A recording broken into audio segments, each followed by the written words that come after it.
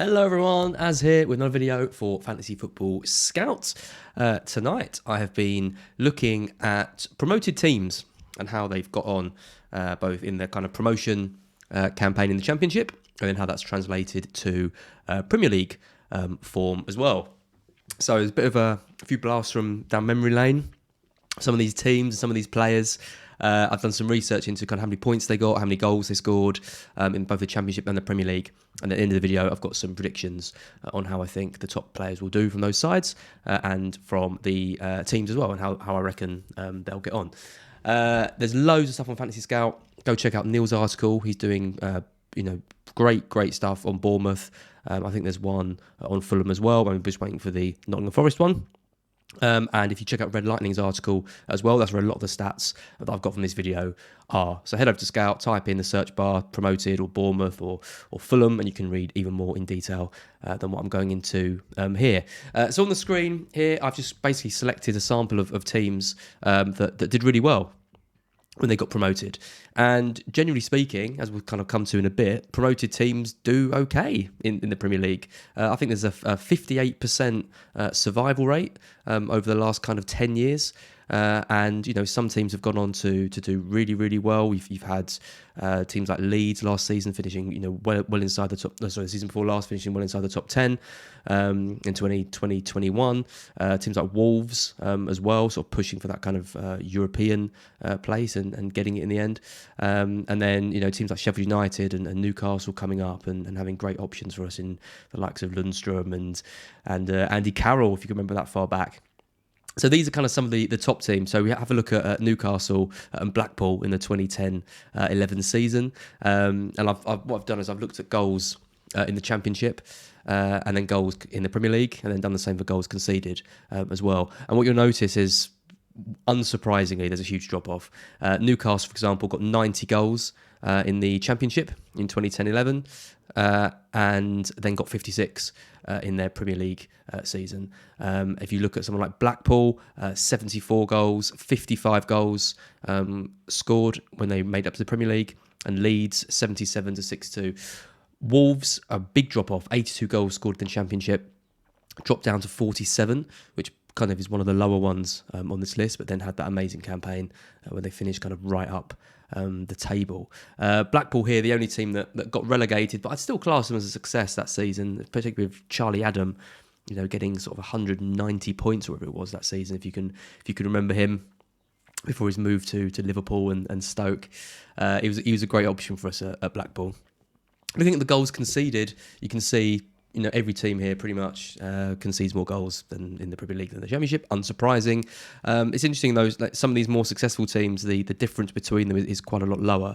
So Wolves, for example, conceded 39 in the Championship, 46 in the Premier League when they got promoted. Leeds, 35 in the Championship, up to 54. Sheffield United, really interesting one. They actually conceded less goals in the Premier League than they did in the Championship. They conceded 41 in the Championship, 39 in the Premier League. And if you look at the goals, as I mentioned, they scored 78 and in the Championship, and then they scored 38 when they got promoted. So there's clearly this like big, shift in how they wanted to approach games, and they became a bit of a 1-0 team. So watch out for that. It doesn't always mean that a free scoring team in the Championship is going to come up and necessarily try and play that way, because it doesn't always work. So Fulham, for example, they scored over 100 goals in the league, broke loads of records. Are we going to see them playing that kind of massively gung-ho football again next season? And they're bound to concede more goals if they do that. There might be a bit of a tweak, and expecting Mitrovic to get 40 plus goals is probably not going to happen. I think if it did, it would be a miracle. So yeah, I find this stuff interesting. These kind of drop-offs, we're going to touch more on these kind of in the video as we go. If we're looking at some of the players here, I've mentioned a couple of these already. So Charlie Adam, he got 192 points when he came up with Blackpool. That's a points per game of 5.5, which is close to a 200-point season. I think he was 5 million or 5.5 million, something like that. Ridiculously cheap. He was just in everyone's side. Just a great pick. Bamford, he's done the best of any promoted player that's come up from the Championship.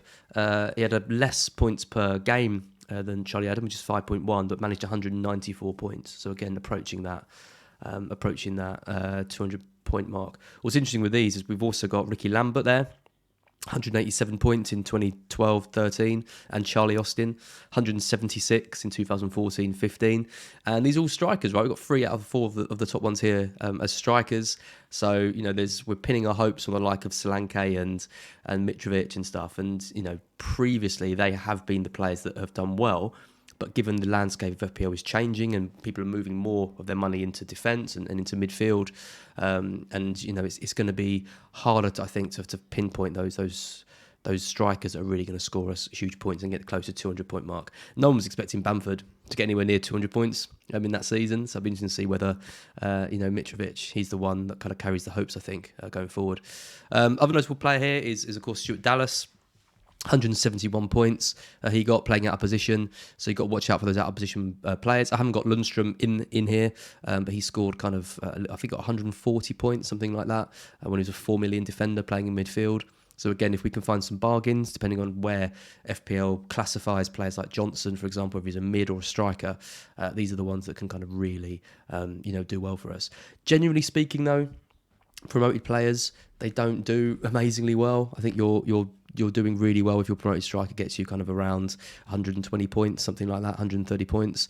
If your players, are coming in and out of your side, that's fine. But if you're relying on like a long-term hold of one player who's going to get you more likely around 100 points, then there might be, not the best value. So finding a player like a Dallas or an Austin or a Lambert is amazing if it happens.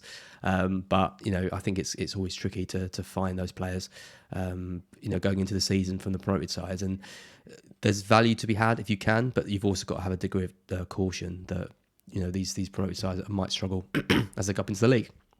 That takes me on nicely actually to the fail players. So these are players who I think a lot of us pinned a lot of hopes in when they came up from the Championship. Adel Taarabt, I remember him so well, one of my favourite players to watch.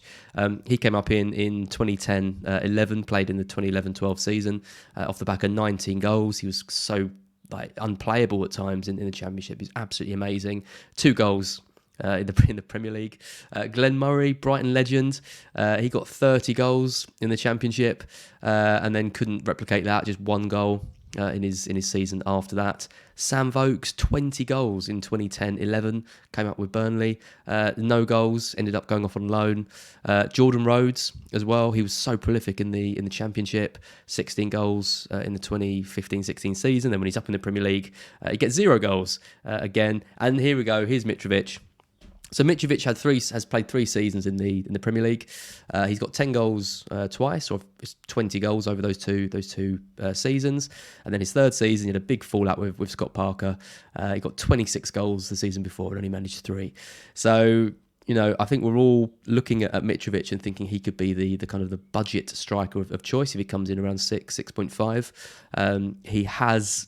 He has a temper on him. He has fallen out with managers before. He has proved that he can do it in the Premier League. Getting 10 goals is not easy. But also, I do wonder if the style of play is going to change and whether we're going to see him, really kind of unlocked in the way that he was in the Championship. So for me, I think he's going to be a bit of a wait and see. But if he does come in at 6 million, then I don't think there's going to be too many better attackers that we can partner with, your Haaland and your Salah. Things like that. So he's going to be a really interesting one this season. And yeah, I'm sure he's going to feature in a lot of teams going forward. So this is some of the keynotes from Red Lightning's article on site. Some really interesting things here. Looking at the sort of 2010 to 22 seasons that I've been doing before. 16 of the last 34 top scoring players in the Championship managed 10 goals or more in the Premier League in their next season. So these are the highest scoring players in the Championship, the ones who got the most goals.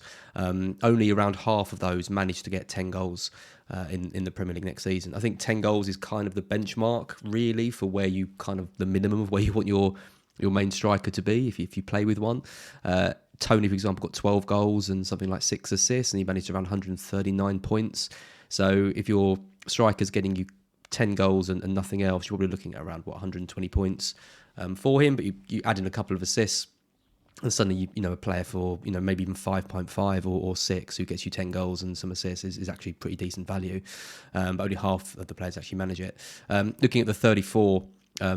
top top scoring players who averaged 20 goals in the Championship, they only managed 8.2 in the Premier League. So you can basically expect a drop off of around 50%, which I think we saw last season with someone like Timu Pukki. Obviously, it was a lot more for him.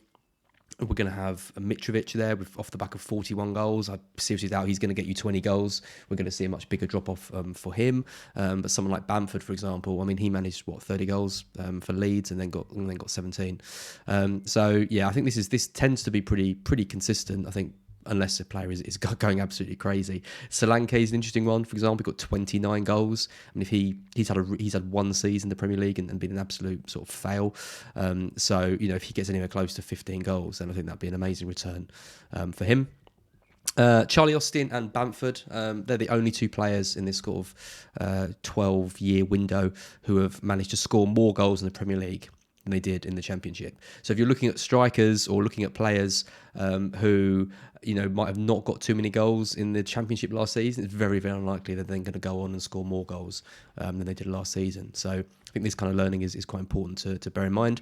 Looking at the teams now, so teams in the Championship who scored 92 points or more, you've got a 70% survival rate. Two of the three teams that got more than 92 points and got relegated was Norwich. So excluding them, you've got a kind of a good backing that if you get over 92 points, then you've got a very good chance of staying up. You're a really strong side and probably stronger than a lot of sides already in the Premier League. Fewer than 92 points, it drops, but it's still around 54%. 14 of 26 survived. What this means for the three promoted teams last season, Fulham got 90 points, so just shy of that kind of magic, if we're calling it that, 92 points, but not far off at all. So you've got to think, just based purely off the previous stats, their chance of survival are around 60-65%, which I'm sure Silver would take and bite your hand off for that at the moment. I think we are going to see a Fulham side that really give it a go next year. I think they've come up before and they've tried to change their whole team. They haven't backed the players that have got them into that position. And I don't think we're going to see that. I think we're going to see some clever business from them, and I think they're going to have a real shot at staying up. Of the three teams, I think Fulham have got the best chance of being able to cement their status. I went even more digging, so there's a lot of numbers and stuff on the screen at the moment. But what I did here was I just looked at the promoted teams across the last 5 seasons, and then looked at how they perform in the Premier League when they come up. It's quite interesting, just purely looking at teams that have been relegated over the last 5 seasons. In 17-18, Newcastle, Brighton, Huddersfield came up. They all managed to stay up as well. Next year, Wolves, Cardiff and Fulham came up. Wolves obviously had that brilliant season. Cardiff and Fulham both fell to relegation. Season after that, you had Norwich, Sheffield United and Villa.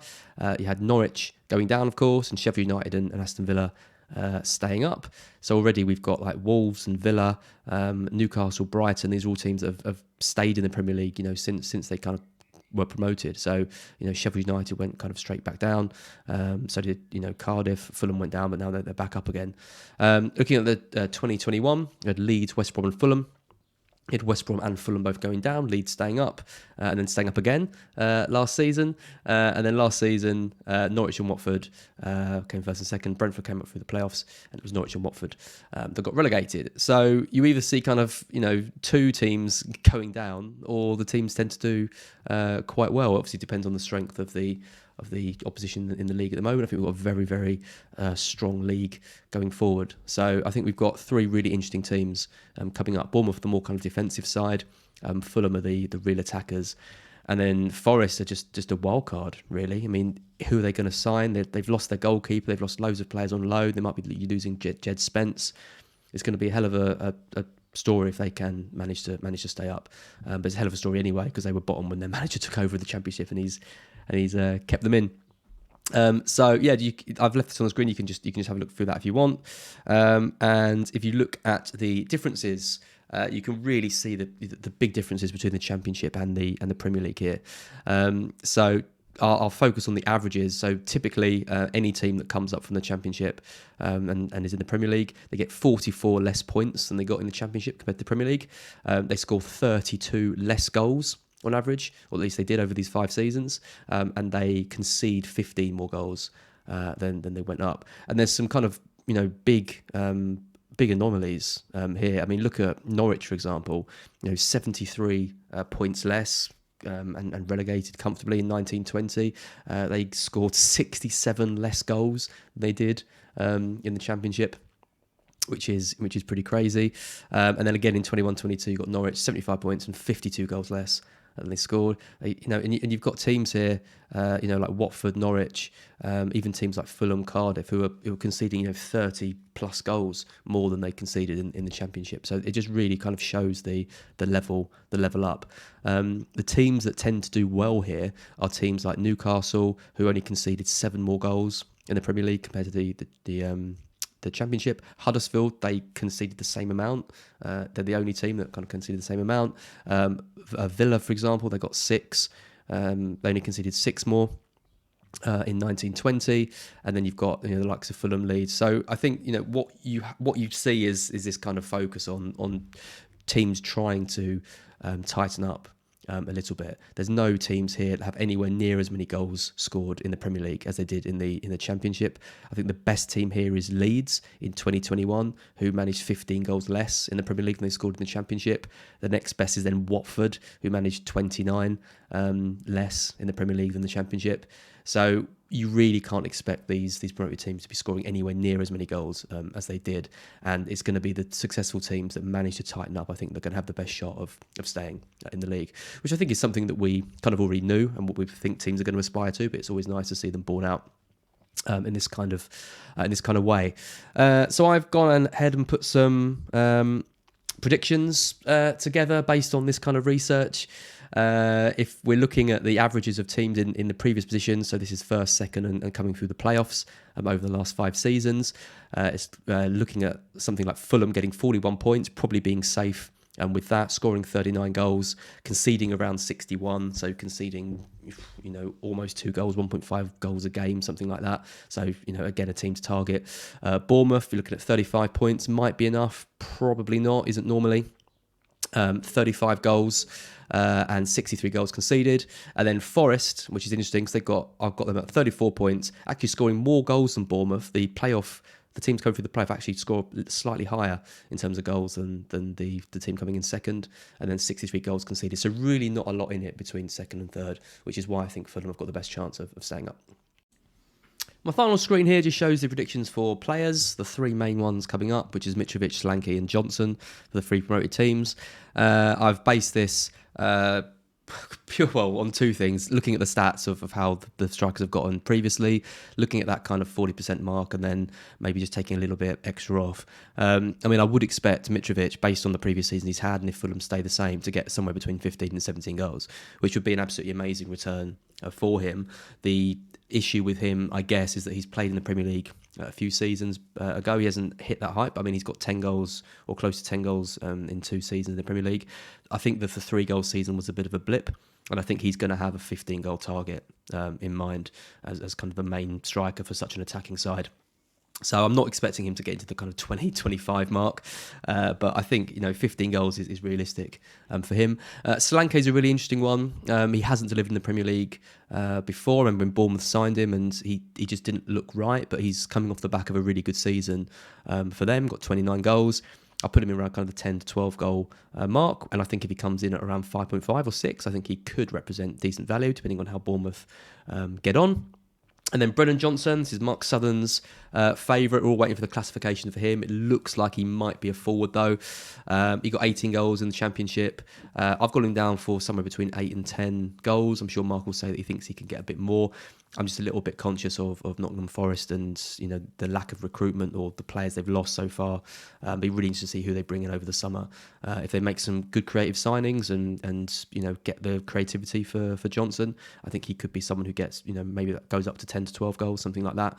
But out of these 3 options, I think Mitrovic is by far the best pick. Nothing kind of groundbreaking there, but I think if he gets somewhere between 10 and 15 goals for 6.5 million, I think he's going to be in a lot of our teams, between now and the end of the season. So yeah, hopefully he doesn't have any run-ins with the manager and he can have a kick on and have a great season. Just coming on to the final screen before we finish, and that is Fantasy Football Scout membership ahead of next season. I know the season's kind of just finished and we're waiting for the new game to launch, and you might not be thinking about all the stats tables and great features that we have over at Scout. But it's a great time to actually sign up because you can lock in last season's prices. The prices are going up a little bit next season. If you sign up now, you lock in that cheaper price, and that price will continue as many times as you renew. As well, so you'll never pay more than what you're paying if you sign up. Recently, we've got a new look. The beta area, as we like to call it, is now completely live and operational. Opta-stats, if you're new and you don't know things about comparison tables, you've got the fixture ticker where you can filter by who's got the best fixtures and actually change and edit those based on who thinks going to do well over the fixtures. We've got the transfer planner, which is going to have a refresh ahead of next season. You've got the Hall of Fame, that's updated regularly, so you can see kind of how you compare to some of the top managers. There'll be loads of members' articles, team reveals, the Rate My Team tool, which is amazing to help you kind of inform your transfers, and loads of other stuff as well. Members' videos too with Mark and Andy North. So if your membership is expiring or has expired, make sure that you head over to the site and subscribe. And as I said, you can lock in the cheaper price before it goes up ahead of next season. But thank you all for watching, and I will see you all soon.